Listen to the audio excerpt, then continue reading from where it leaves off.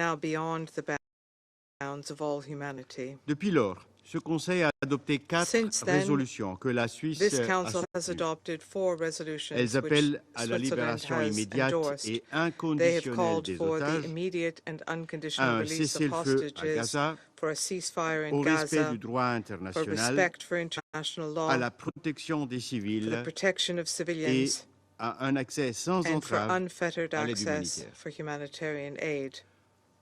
Or, aucune de Yet, ces résolutions n'a none été of mise these en œuvre, resolutions has been implemented. ce qui mine la crédibilité de ce Conseil. This undermines the credibility of this Les conventions Council. de Genève, tout comme le droit The Geneva international, Conventions sont régulièrement and bafouées par international tous les law are acteurs, regularly flouted by étatiques all ou non. state and non-state Ceci actors. est inacceptable. This is unacceptable. Plus d'une année après le 7 More octobre than a year after 2023, the 7th of October le Hamas détient 2023, encore 97 otages et Hamas poursuit is ses still hostilités de holding manière 97 indiscriminée hostages and envers is Israël. indiscriminately pursuing hostilities against Plus d'une Israel. année après ces actes More de than a terreur, year after these l'escalade acts of terror, régionale n'a pas pu être regional empêchée. escalation could not be prevented. Mesdames et messieurs, Ladies chers and collègues, gentlemen, dear colleagues, appeler encore et encore les to parties au call conflit à time and respecter time again on the et à parties mettre of en the œuvre les conflict to décisions de ce respect and to Conseil implement this Council's decisions est un exercice is an qui exercise devient vide which de is sens. becoming meaningless.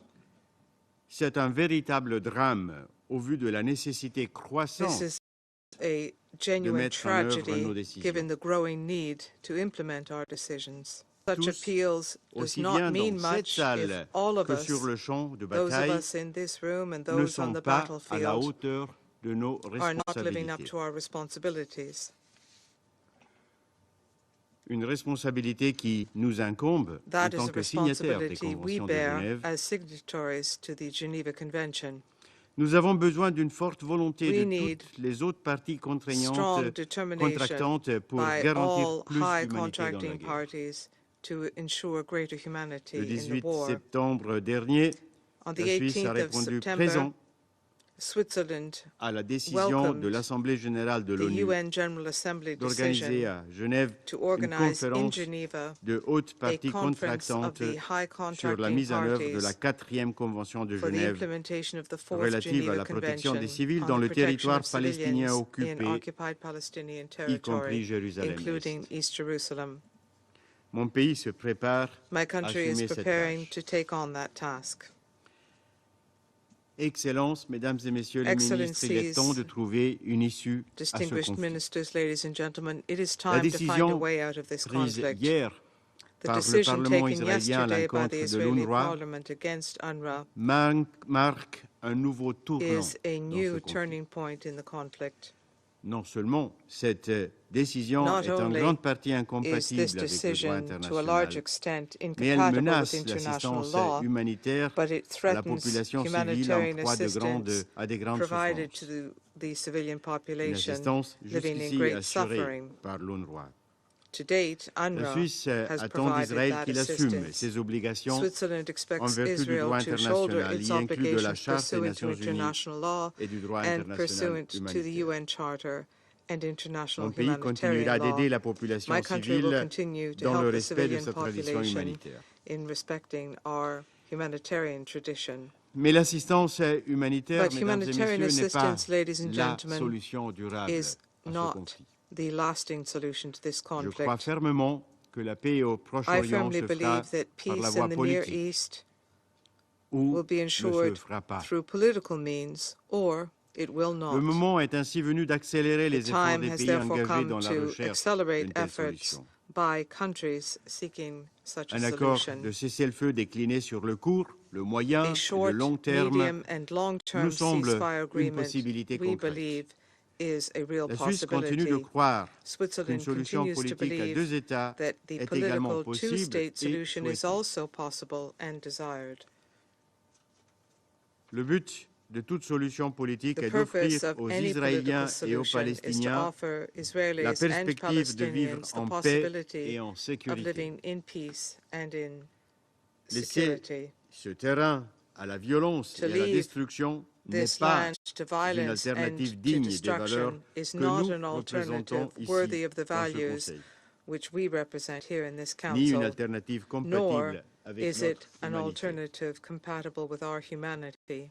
Travaillons alors ensemble à une solution politique Let us therefore avec work les partis au together conflit, on a les political États de la région solution qui with the s'engagent parties vers in une the solution à conflict, deux with États et states les of the membres de ce region Conseil. who are committed to a two-state solution, and with La members Suisse of salue this toute Council. initiative dans cette direction, Switzerland comme welcomes any initiative in this j'en mentionne direction, trois, mais il y en a and I will plus. mention three, although there La are médiation more. des États-Unis, du Qatar Mediation by the et de United l'Égypte pour States, la Qatar, libération and des otages Egypt et un for the cessez-le-feu release à of Gaza, hostages and a ceasefire in Gaza, ou le or lancement le 26 the septembre dernier launching on ici à New the York de l'Alliance 26th of globale September here pour in la New mise en York œuvre of de the la Global solution à deux Alliance États. to push for a two-state Nous solution. participerons demain à la première Tomorrow réunion we will qui be aura lieu à participating in Riyad, the first meeting to be réunion de held suivi, in Riyadh. That ou is a encore follow-up l'initiative de la meeting, France or pour France's une initiative solution politique à la for situation a alarmante political que solution to connaît the le Liban. alarming situation in Lebanon. Mon pays appelle My toutes les country parties au calls conflit à on all s'engager de bonne parties to the foi conflict dans to les commit négociations in et à good respecter faith leurs to obligations de droit negotiations international. and to respect their obligations under international law. Excellences, Mesdames et Messieurs, Excellencies, ladies and nous sommes gentlemen, réunis ici également pour we réaffirmer are le meeting rôle here as central well de to l'ONU reaffirm the key pour la role paix, pour la of the stabilité, United Nations pour for l'aide peace, humanitaire dans la stability, and région. humanitarian aid in the Toute region. agence de l'ONU doit Any pouvoir faire son UN travail agency et must be venir able en to aide carry aux out its individus work dans le besoin. and help individuals Et in le need. secrétaire général de And the l'ONU UN doit Secretary pouvoir parler General must sans be able to entrave speak avec without toutes les hindrance parties. with all parties. Toute tentative Any unilatérale unilateral d'affaiblir attempt son mandat to weaken ne his fait mandate qu'affaiblir tout will le only multilatéralisme. weaken multilateralism as a whole. Multilatéralisme que nous avons créé pour We justement created garantir la paix multilateralism in et la point of fact sécurité dans le to monde. guarantee peace and security in the world. Un monde dans lequel la Suisse est prête à This jouer is a son world rôle. in which Switzerland Je is vous prepared remercie to de votre play its attention. part. Thank you for your kind attention. Je reprends ainsi mes fonctions de I président de resume my conseil function as President of the Council. et je donne maintenant la parole à I son now give the Excellence, floor to Monsieur Hugh His Hilton Todd. Excellency Vous Mr. avez la Hugh parole. Hilton Todd. You have the floor.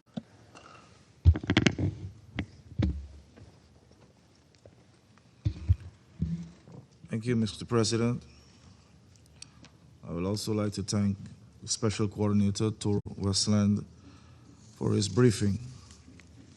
Mr. President, the war in Gaza has set several new and unacceptable bars. Among them, a rapid decline in the nutritional status of the population in Gaza, not seen anywhere else on the globe.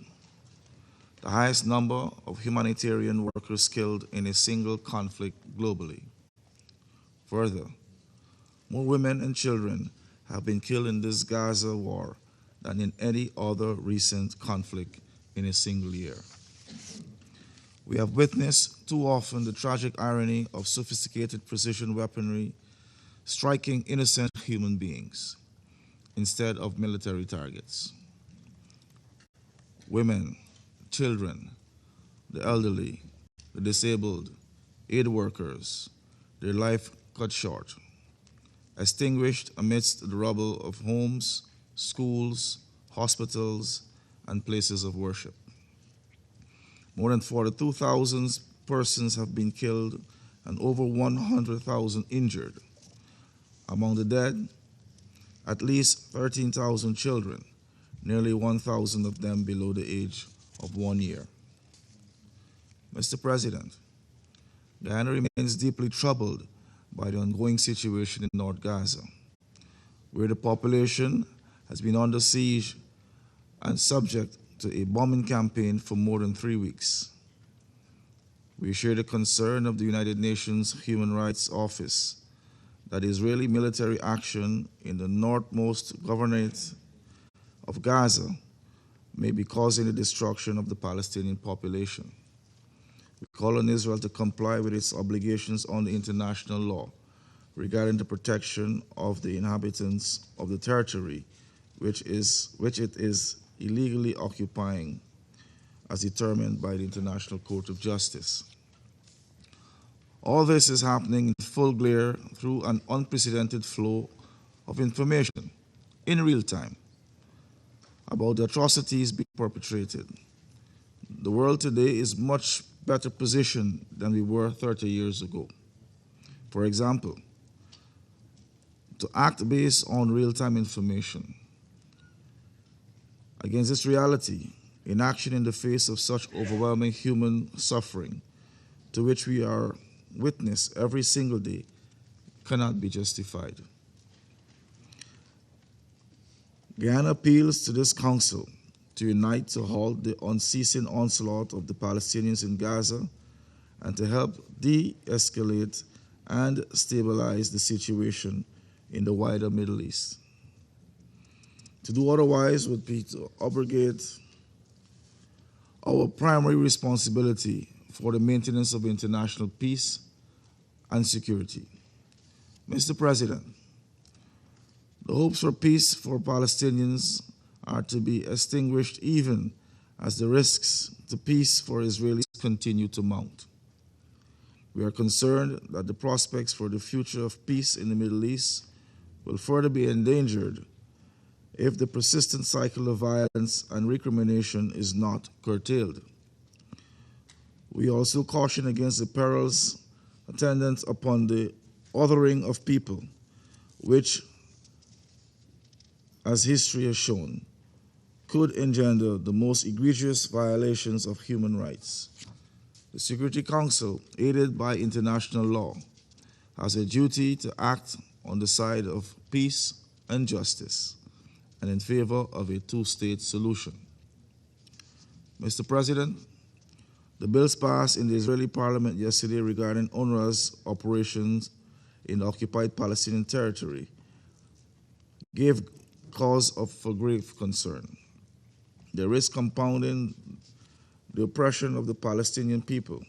Should UNRWA be dismantled, the implications would be devastating for the millions of Palestinians who depend on its life-saving services in the absence of an independent Palestinian state. UNRWA's mandate was created by the General Assembly and can therefore only be altered by that body. We urge careful consideration by all concerned of the implications of unilateral action in a sensitive case. Mr. President, I conclude by underscoring the following 3 points. First, achieving a ceasefire is now more urgent than ever, and the Security Council must immediately rise to the occasion. Second, it is equally urgent to secure the release of Israeli hostages in Gaza, as well as the release of Palestinian civilians, including children, who have been arbitrarily detained in Israel. Third, we must urgently address the unprecedented humanitarian situation in Gaza.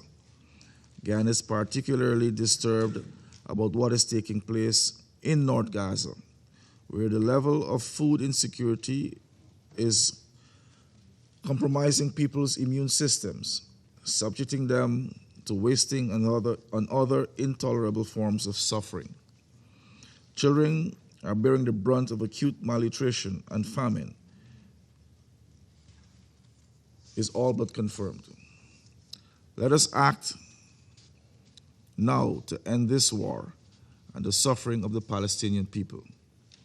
Our common humanity demands it. I thank you. Je remercie Son Excellence Monsieur Hugh Hilton Todd, ministre des Affaires étrangères, de la coopération internationale du Guyana, de sa déclaration. Je donne maintenant la parole à Son Excellence Madame Linda Thomas Greenfield, représentante permanente des États-Unis et membre du cabinet du président Biden. Thank you, Mr. President. Thank you, Coordinator Wennesland, for your sobering briefing. I don't know how many people in this room have watched a child die of starvation. I have. It was nearly 3 decades ago, but it's the kind of memory that one doesn't forget. Her rib bones poking out from under her skin, bloated belly, gaunt eyes, and I remember her mother's eyes filled with despair. And I think about her as we have seen reports that no food assistance has reached Jabalia or Beit Lahia since early October, about the ribs and the bellies, the eyes of children in northern Gaza, and about their parents, themselves having gone days without food, desperate to save them. This unimaginable suffering was set in motion by Hamas on October 7th, and the United States has not been shy about criticizing this council's failure to condemn Hamas's atrocities and repeated violations of international law. Many in this council have not done as of yet. At the same time, the United States has made clear to Prime Minister Netanyahu that 1 year into this conflict, Israel must address the catastrophic humanitarian crisis in Gaza, that the United States rejects any Israeli efforts to starve Palestinians in Jabalia or anywhere else, and that Israel's words must be matched by action on the ground. Right now, that is not happening. This must change immediately. The U.S. has stated clearly that Israel must allow food, medicine, and other supplies into all of Gaza, especially the north, and especially as winter sets in, and protect the workers distributing it. In this regard, I reiterate our deep concerns about legislation adopted by the Knesset regarding UNRWA. There is no denying the fact some UNRWA personnel were involved in the October 7 attacks. This council heard directly families of hostages taken into Gaza by UNRWA staff, as we just heard from the Israeli ambassador. UNRWA itself has confirmed that there were some Hamas members found among its personnel. In addition, though we acknowledge the steps UNRWA has taken to implement the reforms outlined in the Colonna report, we need this progress to accelerate. And we call on the Secretary General to create a mechanism to review and address allegations that UNRWA personnel have ties to Hamas and other terrorist groups. At the same time, we know that right now there is no alternative to UNRWA when it comes to delivering food and other life-saving aid in Gaza. Therefore, we have concerns about this legislation being implemented. Instead of speaking at one another, Israel and the UN must speak to one another to address the fears that led to the Knesset's legislation and to ensure that UNRWA can fulfill its critical mandate, rebuild confidence in its mission, and the hundreds of staff who are not associated with Hamas. In addition, as President Biden has reiterated, Israel must conduct its operations in Gaza in a way that protects civilians and adheres to international law.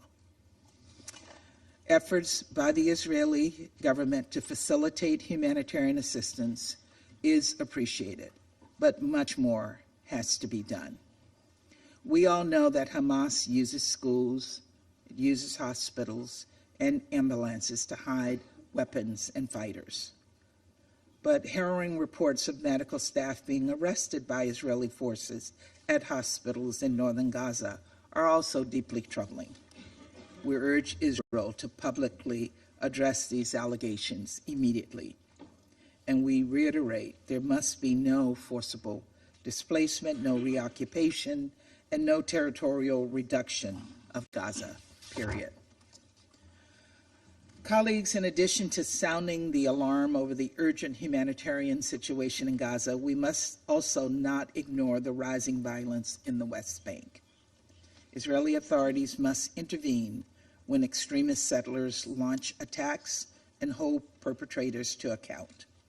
The United States will continue to sanction actors that commit and enable violent activities or foment extreme instability and violence against civilians in the West Bank. What's more, the United States has been clear. The Israeli government's settlement program is inconsistent with international law and harmful to the prospect of a two-state solution. So too is undermining the West Bank's economy. We urge Israel to release withheld clearance revenues and extend waivers for Israeli banks, helping maintain correspondent banking relationships with the Palestinian equivalents, especially given assessments that these institutions can adequately prevent money laundering and financing of terrorism.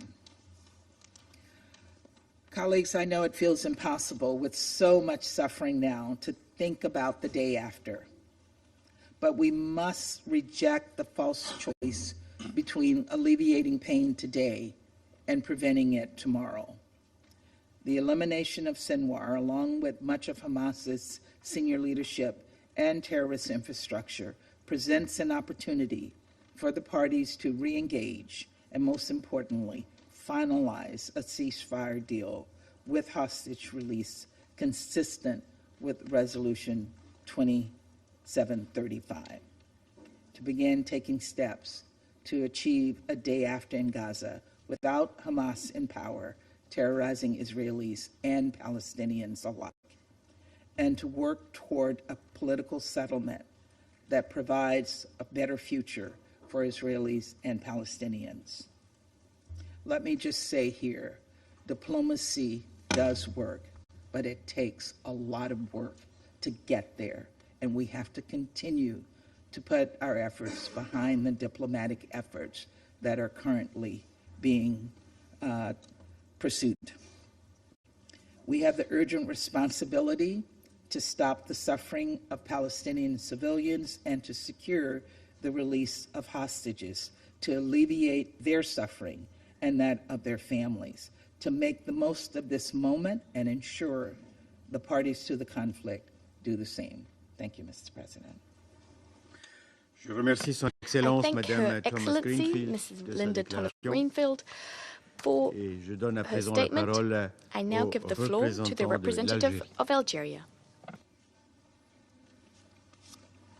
Monsieur le Président, Excellence, Monsieur Ignacio President. Cassis, Your Excellency, Ignacio Cassis, at the outset, I would like to thank you for convening this meeting of the Security Council.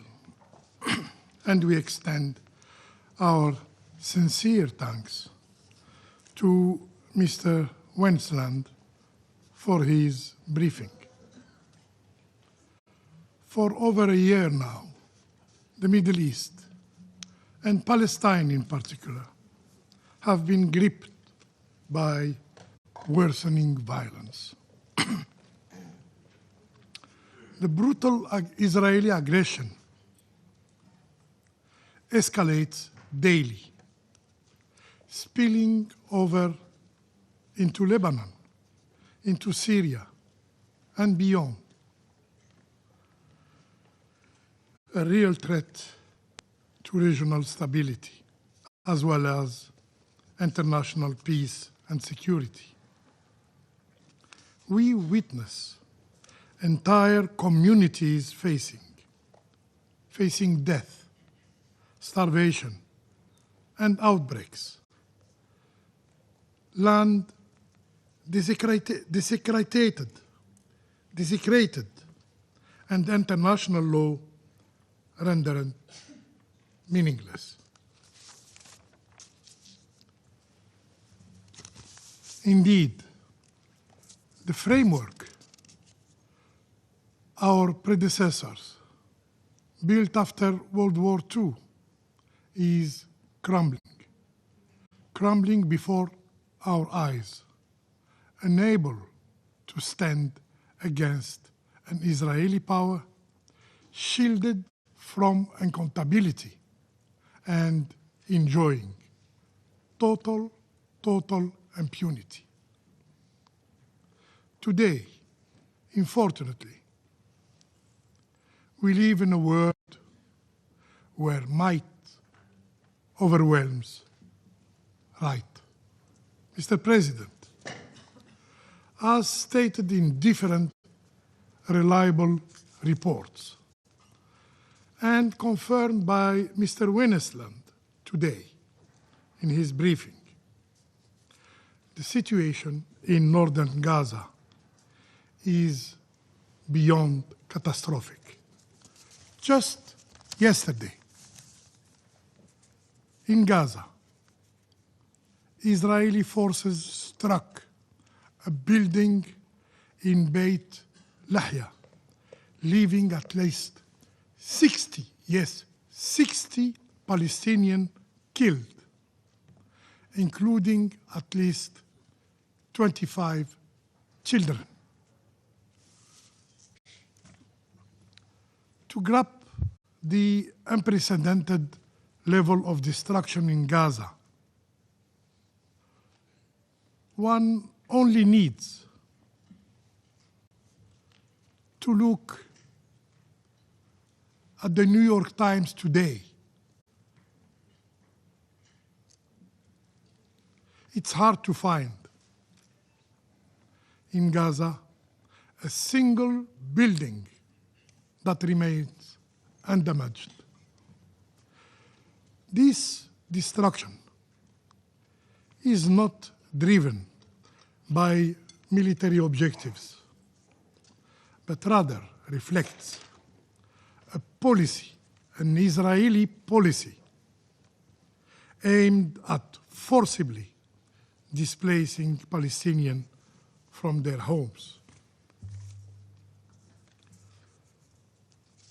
As one UNRWA staff member described, people in northern Gaza are waiting for death.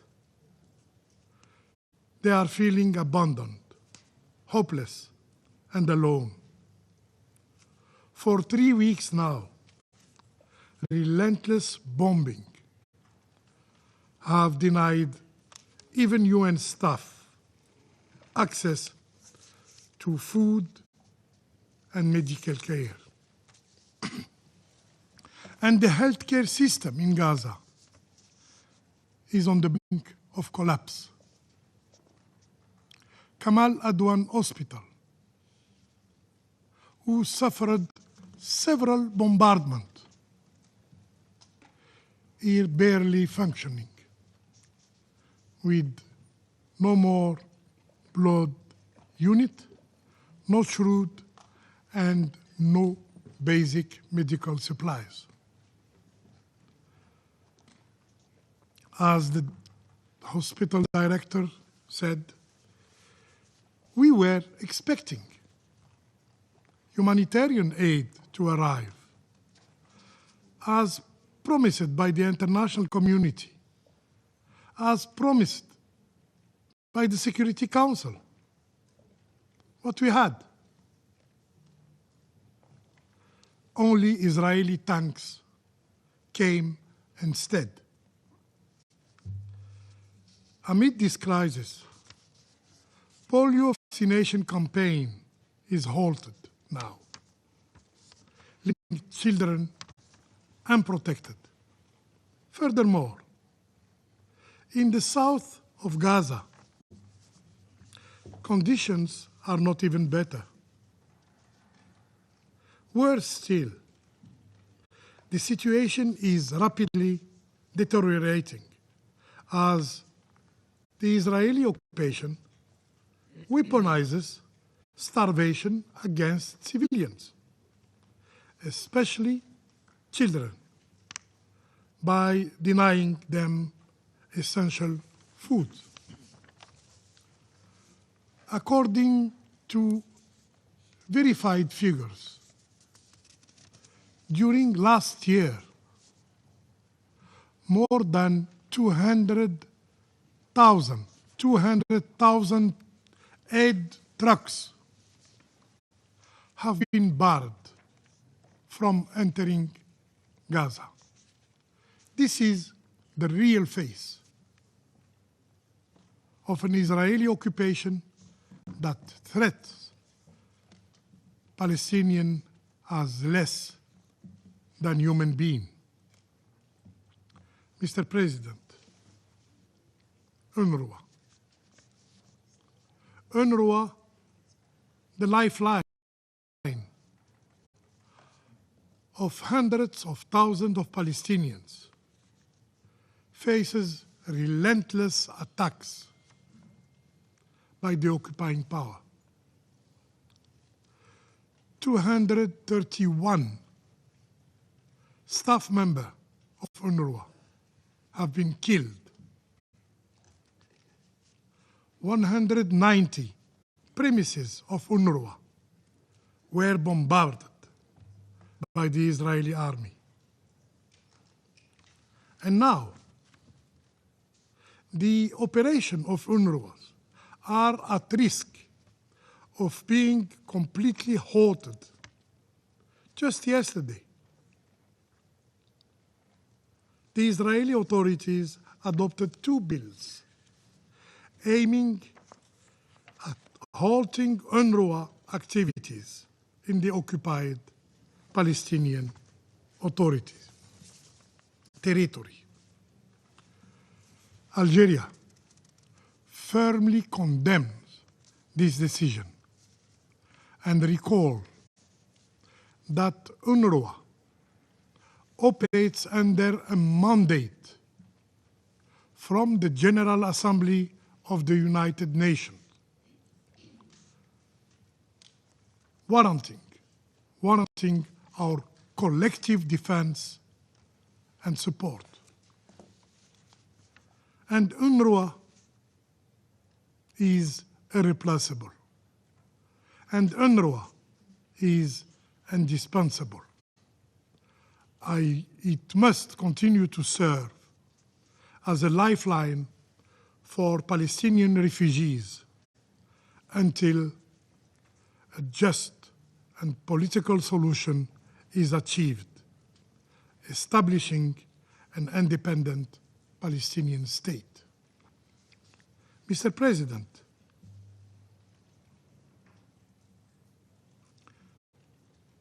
enemy of transparency and accountability. The Israeli authorities attempt now to obscure the truth after outright denying its crime. It has even dared to threaten our multilateral bodies dealing with its flagrant violation of international law, of international humanitarian law, some of which these multilateral bodies regrettably have succumbed to this pressure. As global conscience increasingly reject images of death and destruction, calling for an end of the Israeli and occupier unchecked actions, suppressing this image from the media, from reaching the world, have become a priority of the Israeli authorities. In fact, the occupying power endeavors relentlessly to hide its crime from scrutiny and from international justice. Foreign journalists are now barred from entering Gaza, not for 1 week, not for 1 month, but for more than 1 year. Moreover, the few Palestinian journalists who remain in northern Gaza find themselves in the crosshair of the Israeli occupation. Just last week, 6 journalists were accused of being terrorists by night to justify their killing later. This is a policy we have seen used, costing the life of already over 168 journalists in Gaza, and now tens of them in Lebanon. This cruel reality was exposed by the UN Special Rapporteur on freedom of opinion and expression, who have said, and I quote, "Targeting journalists is a strategy by Israeli authorities to obstruct the documentation of crimes," end of quote. Yet, the truth cannot be erased. Its light breaks through, clear for all to see. But, where are the voices of those who once claimed being champions of freedom of speech, of freedom of information? Why this silence in the face of such blatant transgressions? Mr. President, unfortunately, our recent deliberations have reduced Palestinian nightmare, Palestinian suffering, into a mere count of aid trucks. However, the source of the suffering of the Palestinian people is not just a humanitarian crisis. It is a political crisis rooted in decades of occupation, decades of oppression, dating back to the Nakba. In this regard, the international community failure to uphold their inalienable right have deepened the strategy, the tragedy. The core issue in the Middle East is the occupation, is the oppression. Only by addressing this root cause, we can hope for just and lasting peace in the Middle East. Let's work together to impose, yes, to impose an immediate and unconditional ceasefire in Gaza, in Lebanon, and to launch a genuine peace process that brings an end to the occupation of Arab land. I thank you. Je remercie le représentant I de thank the l'Algérie de representative of sa Algeria déclaration. for his statement. Je donne à présent I la now give the parole floor au to représentant de la the République de Corée. representative of the Republic of Korea. Thank you, Mr. President. I would also like to thank Special Coordinator Tor Wennesland for his briefing. Since the horrendous terrorist attacks by Hamas on October 7th of last year, the international community has been witnessing unprecedented humanitarian catastrophe and challenges to the regional order. Violations of international law are happening each and every day. Civilians and the civilian infrastructure, including hospitals and schools, are being targeted. Israeli hostages are still held in Gaza. The delivery of humanitarian aid is not ensured as hunger surges. Relentless expansion of settlements in the West Bank, along with worsening violence and impunity, are slicing up Palestinian land and threatening the viability of the two-state solution. This organization, UN per se, is under severe attack. UNIFIL in Lebanon is subject to repeated attacks. Israeli acts that constitute violations of international humanitarian law. UNRWA is confronted with existential challenges and has seen 233 of its humanitarian workers killed in Gaza in the last year. Mr. President, international humanitarian law must be observed at all times. The Republic of Korea expresses its grave concern once again over escalatory Israeli attacks, killing and wounding innocent civilians. Particularly, we are disturbed by attacks on civilians in besieged northern Gaza. As aid is blocked, polio vaccination is delayed, and hungry families are being forced to flee south at gunpoint. The Republic of Korea also condemns the use of civilians and civilian infrastructure for military purposes by both Hamas and the IDF. Moreover, yesterday's approval by the Knesset of the two bills against UNRWA is extremely alarming. It is Israel's obligation under the UN Charter to assist and grant privileges and immunities for the activities of the organization. With the collapse of UNRWA, 2 million Palestinians in Gaza will suffer even worse. In the long term, too, the reality without UNRWA is unacceptable, as the agency has provided the essential services, including education and health care, to millions of Palestinian refugees in Gaza, the West Bank, and beyond for decades. Let us be clear, UNRWA is indispensable. Israel's actions against UNRWA will also have a devastating impact on Israel's relations with regional countries and the international community.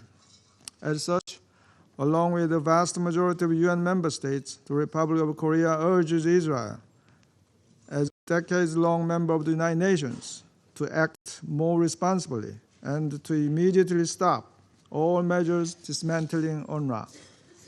Mr. President, an immediate ceasefire in Gaza, along with the immediate release of hostages, as well as rapid de-escalation in the region, are not an option. It is the only way to save thousands of lives and open a new pathway toward regional stability and long-term peaceful coexistence based on the two-state solution. I thank you, Mr. President. Je remercie le représentant de representative la République de Corée of the Republic of et Korea, je donne à présent la and I now parole give the au floor to the représentant de representative la of Fédération the de Russian Russie. Federation. Господин министр, Minister, приветствуем ваше we участие в welcome your ежеквартальных participation in the дебатах quarterly Совета Security Безопасности Council ООН по debate ситуации на Ближнем on the Востоке, situation in the включая Middle East, палестинский including the вопрос. Palestinian question. Благодарим We'd like to thank спецкоординатора the по Special Coordinator on the Middle ближневосточному Eastern Peace процессу process, Mr. Wennesland, Tor за обзор и Wennesland, оценку for his ситуации на Ближнем overview and Востоке assessment of the в situation in the условиях Middle East беспрецедентного витка in the общерегиональной context of конфронтации the и насилия, unprecedented в uptick центре in которого было pan-regional остается самый confrontation and застарелый violence, at the региональный center of which палестино-израильский lay конфликт. and lies the most long-standing of the regional conflicts, the Больше года назад Israeli-Palestinian в one. секторе Газа с Over a новой year силой ago, in the разгорелся Gaza пожар Strip, войны, the который flames of уже war стал blazed with самым renewed кровавым в intensity. длинной череде The war is already арабо-израильских the войн. bloodiest in the long line of Количество Arab-Israeli убитых, wars. раненых The и number of пропавших people без вести killed, превысило wounded, 150 and тысяч человек, и missing оно is now over продолжает неуклонно расти. 150,000, and it continues to Большинство жертв rise мирные жители unabated. Газа, среди Most of the которых victims are peaceful много, civilians даже in Gaza, большинство женщин, among детей и which, стариков. in fact, the majority of which are women, children, and На older ежедневной основе persons. с севера Газа Day поступает in, day out, информация об авианалетах in на the лагеря north of беженцев Gaza, и there are ВПР. reports of В airstrikes on результате IDP and очередной refugee атаки camps. Цахал в городе Owing to the latest Бейт-Лехии IDP 26 attack октября on погибло не менее 49 Beit-Lahir on the человек, более 26th of 80 October, over получили 49 people died, over 80 were wounded. В условиях боевых действий и In the установленной context of military Израилем hostilities and Israel's блокады в blockade on the анклаве enclave, разразилась настоящая гуманитарная катастрофа a с genuine масштабным humanitarian голодом, catastrophe вспышками is инфекционных raging заболеваний with the на фоне large-scale тотального hunger, разрушения famine, гражданской outbreaks of infectious инфраструктуры. diseases, as well as total destruction of civilian Счет infrastructure. беженцев и The number of неоднократно refugees перемещенным and лицам идет repeatedly на миллионы. displaced persons runs into the millions. Тяжелая ситуация The dire сохраняется на situation западном берегу persists реки in the Иордан, West в Bank, северо-восточном including Иерусалиме, East где Jerusalem. продолжаются There are силовые рейды military израильской армии raids и by the столкновения Israeli местных army жителей с поселенцами. and clashes between locals and Число settlers, задержанных which are палестинцев на continuing. Сбри 7 The number of октября detained превысило Palestinians in the West Bank, 11 starting тысяч from the 7th человек. of October, Как отметила has глава now НКК exceeded Мириам 11,000 Столярич, people.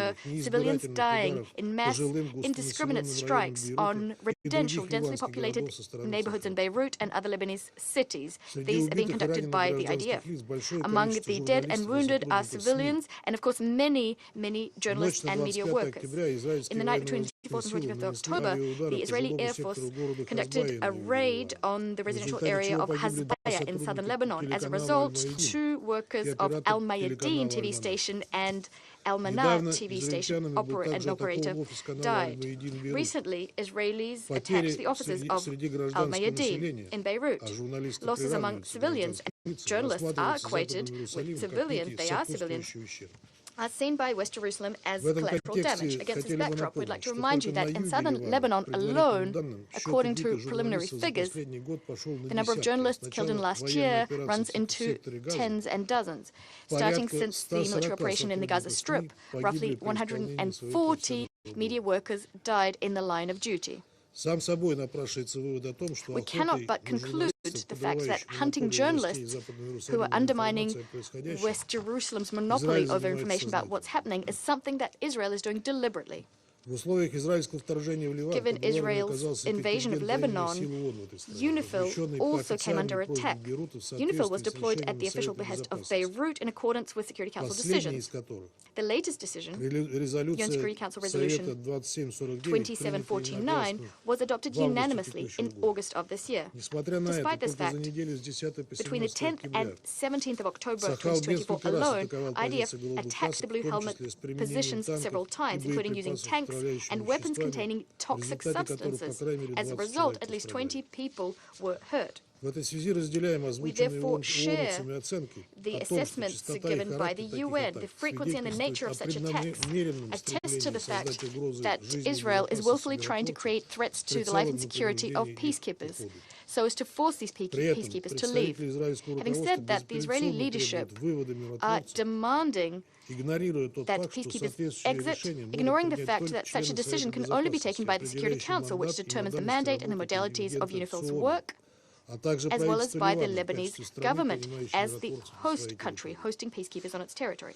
Mr. President, the ongoing crisis in the OPT and in Lebanon has been a catalyst for a sharp flare-up in the widening confrontation on the brink of which now stand Jordan, Egypt, Iraq, Syria, and Yemen. The U.S.-Israeli tandem is trying very hard to drag Iran into this confrontation as well. The catastrophic consequences of such a scenario, catastrophic for the stability and security of the region at large, were discussed in detail yesterday in this chamber. We've said on many occasions that the root causes of repeated flashes of violence are the following: the fact that the Palestinian-Israeli conflict has been settled as per UN Security Council and GA decisions. Since the very beginning, this unprecedented crisis,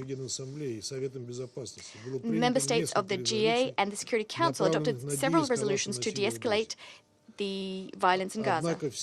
Yet, all of these decisions remain dead letter to date. It's an open secret that to this day, these decisions cannot be implemented due to the position of just one state, the U.S. The U.S. is not only providing international diplomatic cover to Israel, it's also dutifully supplying Israel with weapons and intelligence. In parallel, Washington is paralyzing the work of the Council, not letting any decisions that would limit its Middle Eastern allies' free hand in any way. They're not letting such decisions pass. Instead, our U.S. colleagues are imposing on Security Council members their own ideas, which have not garnered support not even of the Israelis, although they're supposed to serve the Israelis' interests first and foremost. I'm referring to the so-called Biden plan for Gaza, which didn't work, as well as the initiative to introduce a ceasefire in Lebanon, which was rejected out of hand by Prime Minister Benjamin Netanyahu. Our U.S. colleagues must stop sabotaging new initiatives in the Council.